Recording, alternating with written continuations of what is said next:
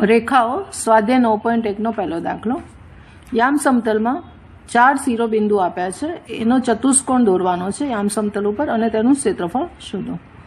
આપણે અહીંયા આ સમતલ છે એમાં એકદમ આશરે એટલે કે રફ એ સમતલે ચતુષ્કોણને દોરીશું. પહેલું બિંદુ -4 અને 5 છે.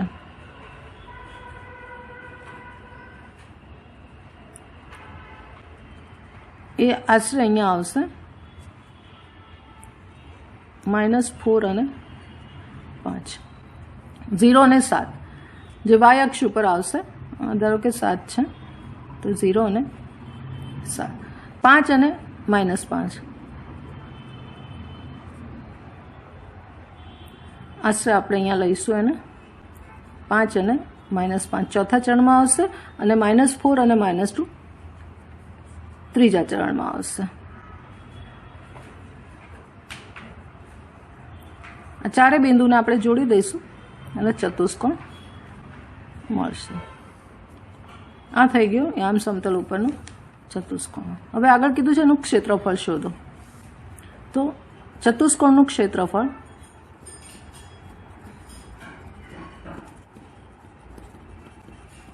બરાબર 1/2 મોડ ડી માનાંકમાં ડી. હવે આ ડી આપણે શોધી અને અહીંયા મૂકીશું. હવે ડી બરાબર જે આ 4 બિંદુ છે એના આપણે યામને નામ આપીશું. આ x1 y1 x2 y2 x3 y3 x4 અને y4 છે. અહીંયા ડી બરાબર લખીશું. આ જે હું નિશાની કરું છું એ માનાંકની નથી. પહેલું બિંદુ લખીશ x1 y1 x2 y2. આ દ્વિહાર નિશ્ચાયક છે. એની આ પહેલી હાર આ બીજી હાર કહેવાય, આ પહેલો સ્તંભ આ બીજો સ્તંભ કહેવાય. પછી પ્લસ બીજું બિંદુ અને ત્રીજું બિંદુ, પ્લસ ત્રીજું બિંદુ ચોથું બિંદુ જે શિરોબિંદુ આપ્યા છે તે, અને પ્લસ ચોથું બિંદુ અને પહેલું બિંદુ. આ રીતે લખીશું. આ એક ફોર્મ્યુલા છે ચતુષ્કોણનું ક્ષેત્રફળ શોધવાની. ત્રિકોણનું હશે તો આ 3 બિંદુ જ આવશે. હવે આનું સાદરૂપ કઈ રીતે આપવાનું છે જોઈએ તો આ અગ્ર વિકર્ણના ઘટકોનો ગુણાકાર કરવાનો માઇનસ પ્રતિવિકર્ણ કહેવાય એનો ગુણાકાર કરવાનો. તો આપણે સીધું પહેલાં બિંદુઓ મૂકી દઈએ. -4 5 0 7 પ્લસ 0 7 અને ત્રીજું બિંદુ છે 5 -5 પ્લસ 5 -5 -4 -2 ચોથું બિંદુ પ્લસ ચોથું બિંદુ અને પહેલું બિંદુ.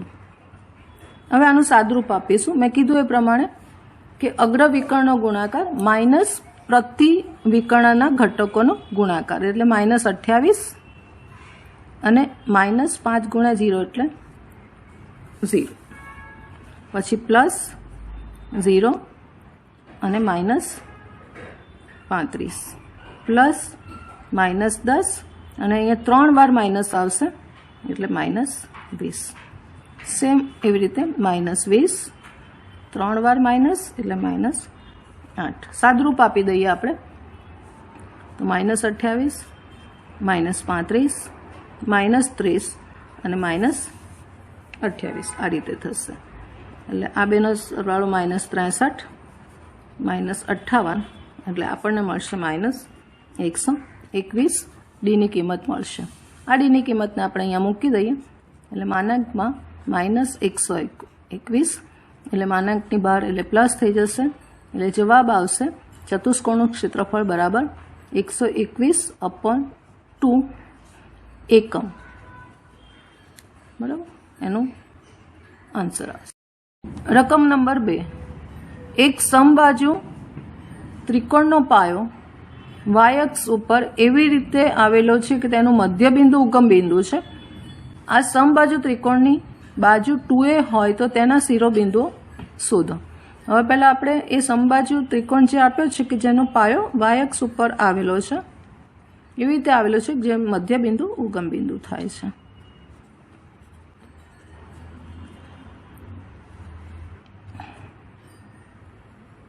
આ રીતે આપણે કરશું. આને આપણે ઓ કહીએ, ઉગમ બિંદુ એનું મધ્ય બિંદુ છે. આ એ એમ કહીએ, આ બી નામ આપીએ અને આને સી આપીએ. હવે સમબાજુ ત્રિકોણ છે એની બાજુ આપી છે 2a, એટલે આ 2a છે, આ 2a છે, આ એ થશે અને આ એ થશે. હવે શિરોબિંદુના યામ શોધવાના છે. તો આ વાય અક્ષ ઉપર છે, આ માપ એ છે એટલે આના યામ મળી જશે આપણે 0a, બીના યામ મળી જશે 0 - a અને સીના આપણે ધારી લઈએ કે ધારો કે P0 છે, એક્સ ઉપર છે, એ ધારી લઈશું. હવે આપણે પીને શોધવાનો છે. તો અહીંયા AC² બરાબર 4a² થશે.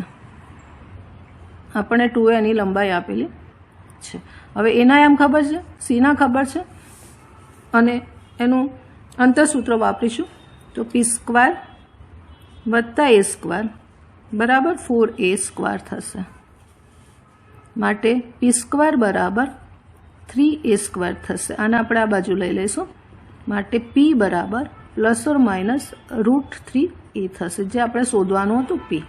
એટલે અહીંયા આપણને મળશે ±√3a0. માટે જે આન્સર જોઈતો હતો તે એના યામ થશે 0a,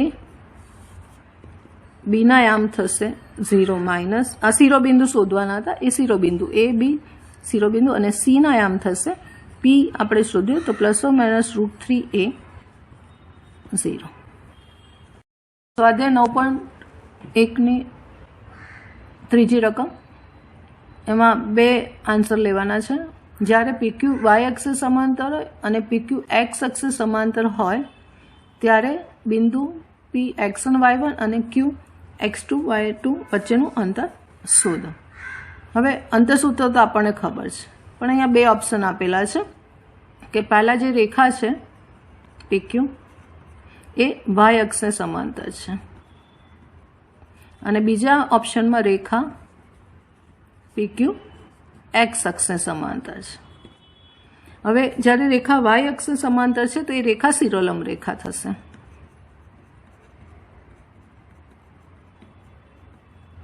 અહીંયા રેખા સમક્ષિતિજ થશે.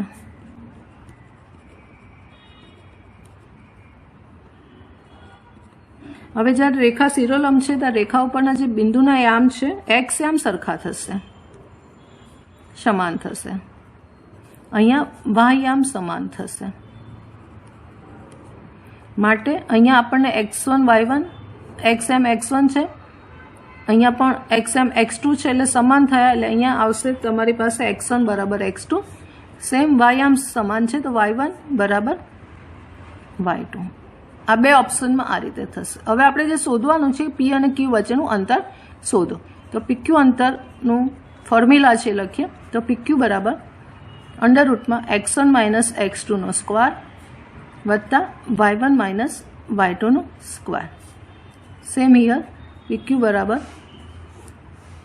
√x1 - x2² વત્તા y1 - y2². હવે આ કન્ડિશન પ્રમાણે x1 બરાબર x2 છે એટલે આ 0 થઈ જશે, એટલે √0² વત્તા y1 - y2². માટે જવાબ અહીંયા માનાંકમાં લખીશું. માનાંકમાં y1 - y2 વર્ગમૂળ અને વર્ગ જતું રહેશે. સેમ વસ્તુ અહીંયા થશે. અહીંયા x1 - x2 એટલે એ વધશે અને બાકીનું અહીંયા આ શૂન્ય થઈ જશે. એટલે અહીંયા જવાબ આવશે માનાંકમાં x1 - x2, જે બે કન્ડિશન પ્રમાણે PQ વચ્ચેનું અંતર શોધો એનો આન્સર થશે. ચોથી રકમ 7 અને 6 અને 3 ને 4 થી સમાન અંતરે હોય તેવું x અક્ષ પરનું બિંદુ શોધો. ધારો કે આપણે આને A નામ આપીએ.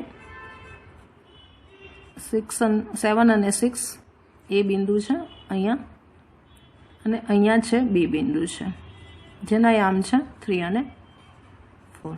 એનાથી સમાન અંતરે ધારો કે એક P બિંદુ છે. આ અંતર છે એ સરખું છે, બંને અંતર સરખું છે. હવે આ P બિંદુ છે x અક્ષ ઉપરનું છે એટલે એનો વાયામ 0 થશે અને એક્સયામ આપણે કે ધારી લઈએ. હવે આ બિંદુ પી શોધવાનું છે, એટલે કે કે શોધવાનું છે. હવે એ થી પીનું અંતર અને બી થી પીનું અંતર સમાન છે, એટલે આપણે એપી બરાબર પીબી લખીશું. બંને બાજુ વર્ક કરીશું, તો એપી સ્ક્વેર અંતરસૂત્ર વાપરવું છે, આપણે વર્ક કરીશું, અથવા ડાયરેક્ટ લખીને વર્ગમૂળ પણ કરી શકાશે. અંતરસૂત્ર વાપરીશું તો અહીંયા આવશે 7 માઇનસ કેનો વર્ગ, 7 માઇનસ કેનો વર્ગ વત્તા 6 માઇનસ 0નો વર્ગ, 6 માઇનસ 0નો વર્ગ ઇઝ ઇક્વલ ટુ 3 માઇનસ કેનો વર્ગ અને વત્તા 4 માઇનસ 0. સાદુરૂપ આપીશું 49 માઇનસ 14 કે પ્લસ કે સ્ક્વેર અને પ્લસ 36. સેમ યર 9 માઇનસ 6 કે પ્લસ કે સ્ક્વેર પ્લસ 100. હવે આપણે કે શોધવાનો છે, એટલે કે વાળા પદોને આપણે આ બાજુ ભેગા કરીએ. પહેલાં કે સ્ક્વેર ઉડી જશે. -6 કેને આ બાજુ લઈશું એટલે પ્લસ 6 કે થશે, એટલે 14માંથી 6 જાય તો 8 કે થશે. 16 અને 9 આવશે 25 અને 36 અને 49 જે છે એ 85 થશે, અને આ બાજુ લઈશું એટલે માઇનસ લેફ્ટ સાઈડ લઈશું તો 85. માટે 8 કે બરાબર 60 માઇનસ 60 વધશે. માટે કે બરાબર 60/8, એટલે ભાગ ચલાવીશું 30 અને 4 એટલે 15/2 થશે. માટે આપણે પી એક્સ અક્ષ ઉપરનું પી બિંદુ જે ધારેલું હતું એના યામ થશે 15/2 અને 0. રકમ નંબર 5, બિંદુ પી 0-4 અને બિંદુ બી 0-8ને જોડતા રેખાખંડના મધ્ય બિંદુ અને ઉગમ બિંદુમાંથી પસાર થતી રેખાનો ઢાળ શોધવાનો છે. હવે સૌથી પહેલાં આ બે બિંદુઓનું મધ્ય બિંદુ આપણે ધારી લઈએ કે ધારો કે એનું મધ્ય બિંદુ એ છે. એના યામ શોધવાના છે, તો એક્સ યામનો સરવાળો ભાગ્યા 2 અને વાય યામનો સરવાળો ભાગ્યા 2. માટે આપણને એ બિંદુ મળશે 4 અને -2. હવે ઉગમ બિંદુ લેવાનું છે ઓ, જેના યામ છે 0, 0. એટલે એઓ બિંદુમાંથી પસાર થતી રેખાનો ઢાળ શોધવાનો છે. માટે રેખાનો ઢાળ એ ફોર્મ્યુલા આપણે લખીએ તો વાય યામનો તફાવત એટલે કે y2 માઇનસ y1 અને નીચે આવશે એક્સ યામનો તફાવત x2 માઇનસ x1. તો હવે એને મૂકી દઈએ તો y2 છે આપણી પાસે, આ રેખાનો ઢાળ y2 છે, આ x1 y1 છે અને આ x2 y2 છે. એટલે y2 છે 0 અને y1 છે -2. નીચે x2 છે 0 માઇનસ x1 છે 4. એટલે અહીંયા -+2 -4. એટલે આન્સર આવશે, સાદુરૂપ આપીશું આપણે -1/2. રેખાનો ઢાળ આવશે -1/2.